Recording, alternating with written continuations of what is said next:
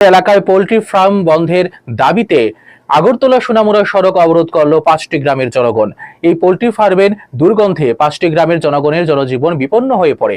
এলাকাবাসী মহকুমা শাসক থেকে শুরু করে জেলা শাসক পর্যন্ত এবং বিভিন্ন থানা কর্তৃপক্ষের কাছে বিষয়টি জানিয়েছেন, কিন্তু কাজের কাজ কিছু না হওয়ায় 5টি গ্রামের জনগণ পোল্ট্রি ফার্মটি বন্ধ করে দেওয়ার দাবিতে সোমবার বিকেলে আগরতলা সোনামুড়া সড়ক অবরোধ করল। কত হাজার মানুষ হইব এই সাইডটা, পাঁচটা গ্রামে? পাঁচটা গ্রামে 20,000 লোক হইব। আর গোপালপাড়া, শিহরিপাড়া, সগরিয়া, এসচিকরণী আর ভগবানপাড়া। আর তাহলে মানে আপনারা কি অসুবিধাটা হইতাছে? অসুবিধার তো হইছে মানে ফার্মের লাগে আর কি। ফার্মে চললামে স্বপন দেবনাথ এখানে মানে মাঝখানে ফার্মটা খুলছ। মানে প্রথমে আমরা এটা জানে না, মানে পোলট্রি ফার্ম জানে না আর কি।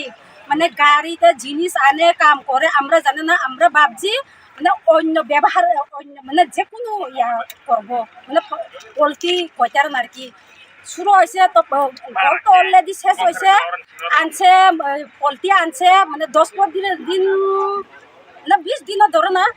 এরপরে ফার্মে গন্ধ ছুটতেছে। তই আনে তই আমরা ফার্মে গেছি। এটা কেমনে হইব? আমরা মাঝখানে ফার্মটা খুলছে, আমরা থাকতে পারতো না।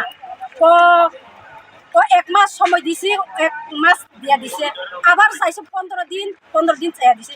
আবার 20 দিন এরম করতে একবারে 7 মাস হয়ে গেছে গা। তো আমরা ডিসিশন নিছি কিতা করবো, তারা তো কোনো করতে পারতো না।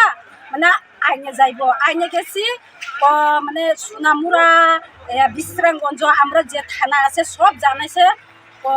কালকে 5 তারিখে কি হয়েছে, SDM কয়া দিছে 5 তারিখে তোমরা প্রবলেম সলভ হইব। তো কালকে 5 তারিখের দিন সকালে 10টার সময় নোটিশ আইছে আরো 3 মাস দিতাম। 3 মাস কি আমরা